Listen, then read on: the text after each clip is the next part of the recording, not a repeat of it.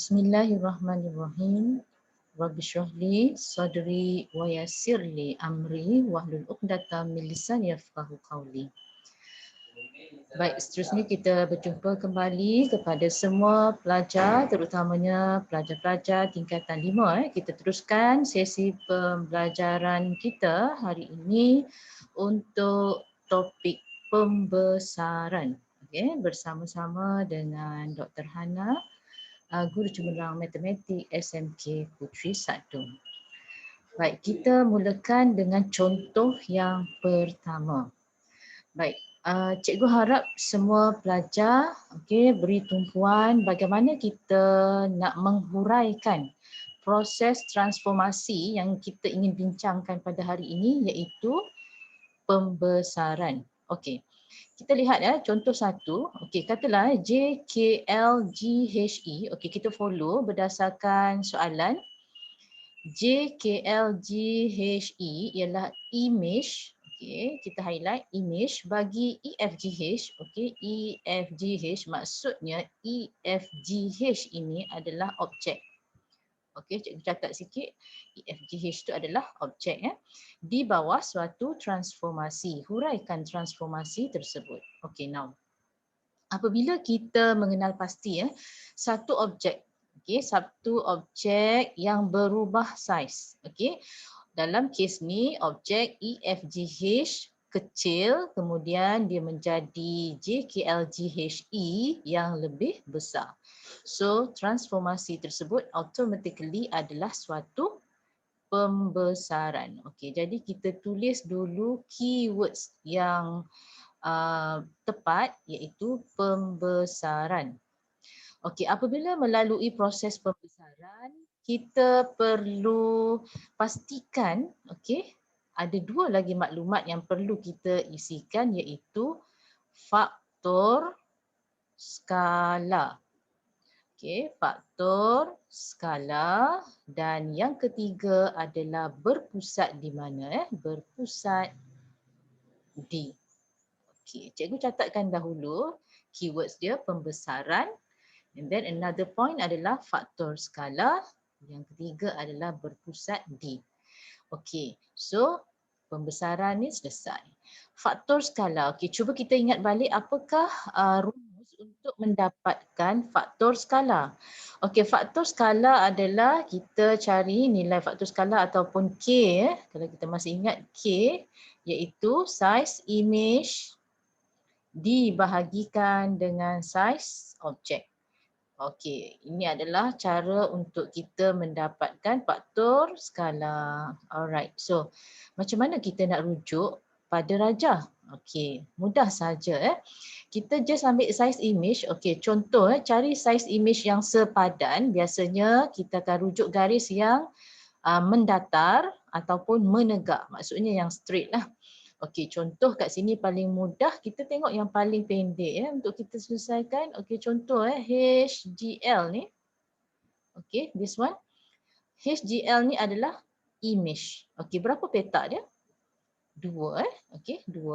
Alright. So bahagi dengan saiz objek. Okey, objek ni adalah HG. Okey, HL ni atau HGL adalah image bahagi dengan HG objek. So HG ada 1 petak. So 2 bahagi 1 adalah 2.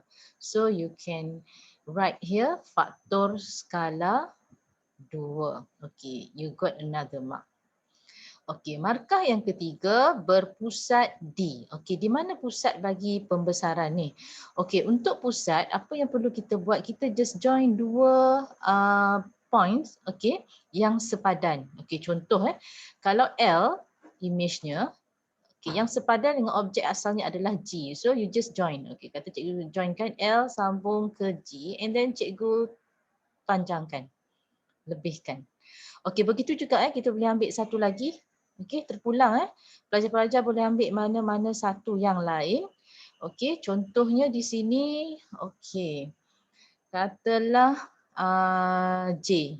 Okey, J Okey, pelajar boleh sambung J terus sambung ke E yang sepadan dia ni.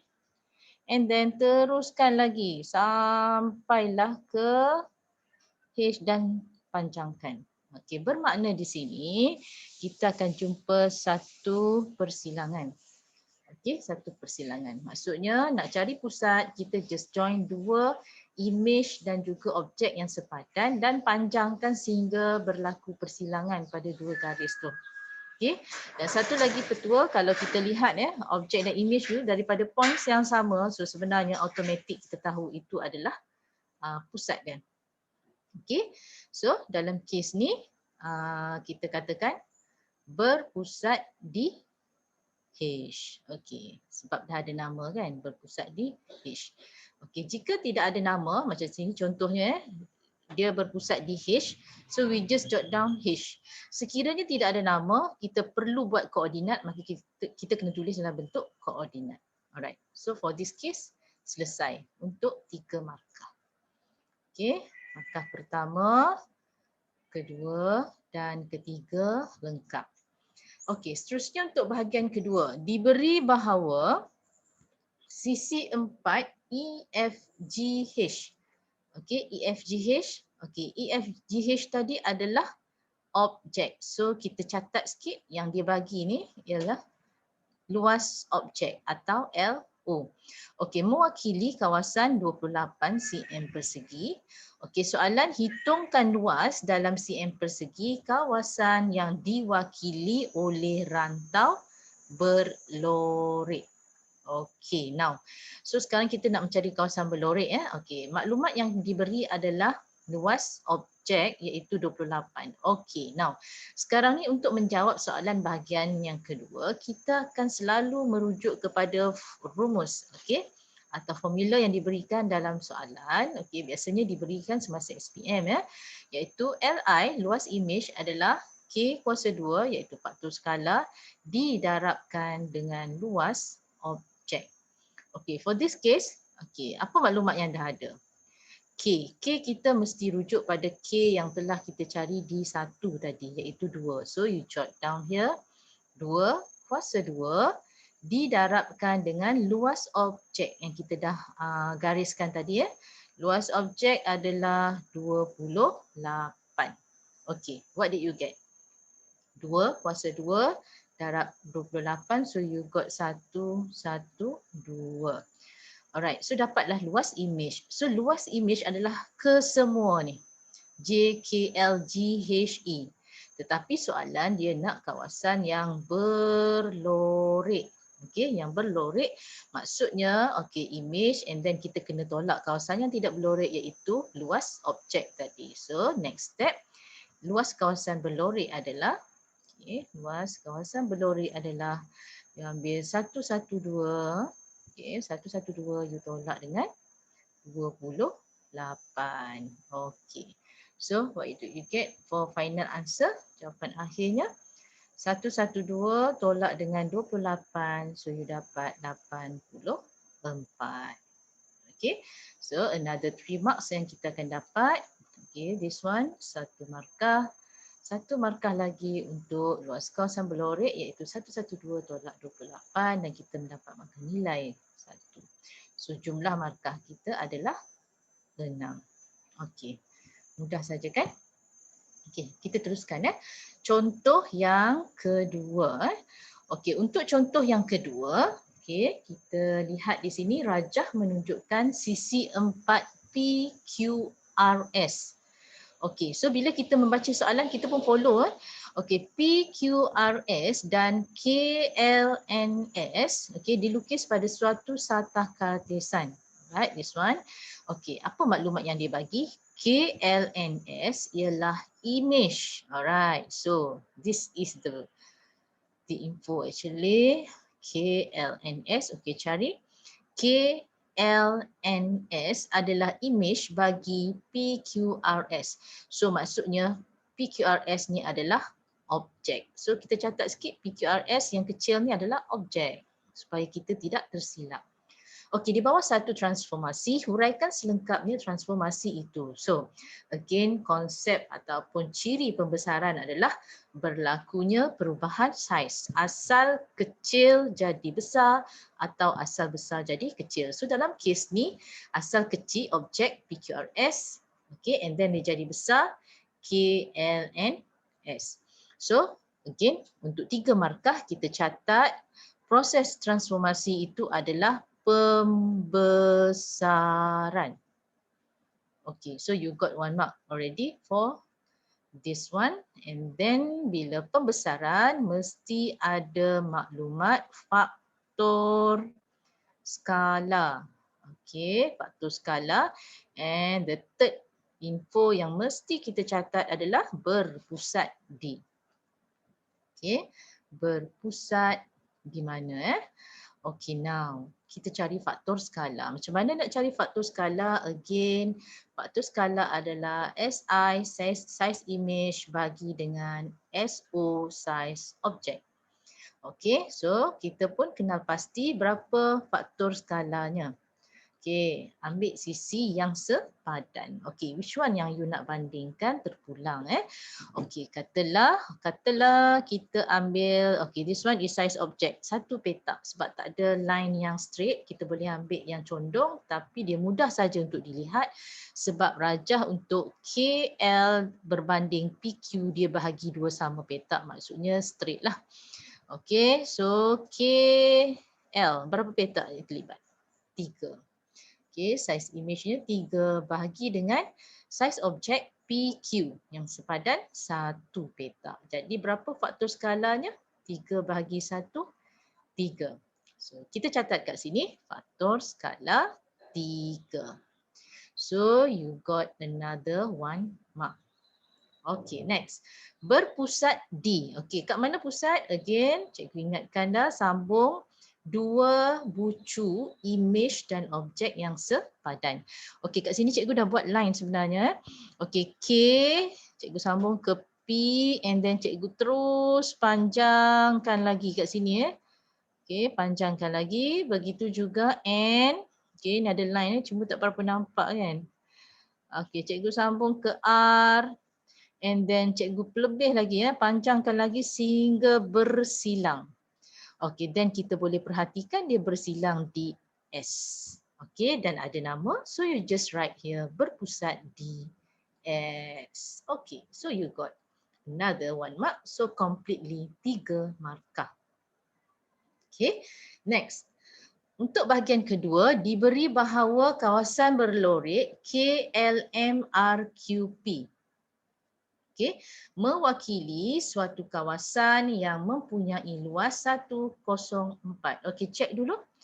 Kawasan berlorik KLMRQP mewakili suatu kawasan yang mempunyai luas 104. Maksudnya yang berlorik ni, okey, di sini adalah 104. Okey. Soalan, hitungkan luas dalam cm persegi kawasan yang diwakili oleh PQRS. So which one is PQRS? PQRS, yes. PQRS adalah luas objek. Okay. Dia tanya berapa luas objek. Okay, now untuk menjawab soalan bahagian kedua, macam biasa kita akan catat dulu rumus iaitu Li sama dengan K kuasa 2 didarabkan dengan LO. Okey, next kita tengok apa maklumat yang ada. Okey, Li. Okey, Li kita adalah semua ni. Okey, semua ni iaitu yang berlorik tambah dengan objek. Okey, now katalah objek ni sebab kita tak tahu, cikgu gantikan dia sebagai X. Okey, sebagai X This objek, okey, cikgu gantikan dia sebagai X Okey, jadi K kita di sini, K ialah berapa faktor skala tadi? Kita rujuk hak ni Okey, yang di atas tu 3. So 3 kuasa 2 didarabkan dengan LO. Okey, katalah kita namakan tadi X. So this one is LO adalah X. Okey, Li pula, okey, Li yang besar iaitu kawasan berlorik ditambahkan dengan X tadi. So kita boleh catat di sini. untuk mendapatkan luas imej adalah X ditambah dengan luas kawasan berlorek iaitu 104. Yes. Okay, next. Kita buat sebelah kat sini. Alright, kita cuba selesaikan. Okay, X tambah 104 sama dengan, okay, 3 kuasa 2 darab dengan X. 3 kuasa 2, 9. So, 9 kali X adalah 9X. Okay, so nak dapatkan nilai X, so you dapat alih X, dapat 8X adalah 104 and then dapatkan nilai X kat sini. Okay, X kat sini you akan dapat 13. Okey. Ataupun you boleh sahaja tekan shift soft seperti biasa. Okey. Shift soft kan? Shift soft. Okey, tekan 2 kali. Okey, automatik you akan dapat jawapan ya. Masa kat step yang pertama ni pun you dah dapat dah. Okey, kalau you ganti ya. Alpha X tambah 104 alpha soft 9 alpha X, tekan shift soft. So you will get X sama dengan 13. Alright. So kita mendapat markah penuh. Okay. So mudah saja kan? Alright. Di sini Okay, kat sini mungkin pelajar-pelajar kena hati-hati sikit daripada maklumat soalan yang dibagi yang berlorek. So kita catatkan and then PQRS adalah luas objek. So dicatatkan kat sini disebabkan luas objek berada dalam imej. So kita catatkan dia sebagai X, sesuatu yang kita tidak tahu. Okey. Now. Okey, full mark kita 6 markah. Okey, kita teruskan lagi Okey, supaya lebih jelas. Okey, katalah kita tengok pula contoh yang ketiga. Okey, contoh yang ketiga, okey, rajah menunjukkan pentagon. Okey, that one. Okey, sekarang dia kata A, B, C, D, E. Okey, A, B, C, D, E. Okey, kita follow A, B, C, D, E. A, B, C, D, E ialah imej bagi A, K, L, M, N. Okey, so soalan yang ketiga ni, A, B, C, D, E adalah imej bagi A, K, L, M, N. Maksudnya untuk soalan yang ketiga, okey, A, B, C, D, E ni adalah imej. Okey, this one adalah objek. Yang besar ni adalah objek. Okey, so apabila kita ingat balik apabila berlaku perubahan saiz, okey, perubahan saiz asal kecil jadi besar atau asal objek besar jadi kecil, so dia adalah pembesaran. Huraikan selengkapnya transformasi itu. So transformasi U, okey, U adalah pembesaran. Okey, kita tulis terlebih dahulu keywordsnya. Okey, pembesaran. Okey, next step. Okey, kita perlu ada maklumat faktor skala. Okey, faktor skala. Apa dia faktor skala? K ialah SI over SO. Saiz imej bagi dengan saiz objek. Okey, find out. Okey, saiz imej kita, contoh cikgu ambil dekat sini CD. Okey, CD. Imej 2. And then saiz objek ni adalah banding dengan LM. LM adalah 4. Okey, so permudahkan you akan dapat 1/2. Okey, bermakna faktor skalanya adalah 1/2. Kenapa 1/2? Sebab pembesaran ini adalah asal besar, asal objeknya besar jadi kecil. Okey, so faktor skalanya 1/2. Okey, dan maklumat yang ketiga adalah berpusat di. Berpusat di. Okey, berpusat di. Alright, so find out seperti mana yang kita dah bincang contoh sebelum ni, iaitu ambil satu bucu imej yang sepadan. Okey, contoh K sepadan dia dengan B. So you sambung, panjangkan. Begitu juga kalau kita ambil N, sepadannya adalah E. So sambung dan panjangkan sehingga bersilang dan dia bersilang di A. So lengkaplah untuk 3 markah. Okey, boleh ya? Okey, kemudian baru kita teruskan untuk bahagian yang kedua. Okey, diberi bahawa pentagon A, B, C, D, E. Okey, A, B, C, D, E ini adalah apa dia? Luas image. Okey, so kita catat ya. Luas image iaitu 22.5.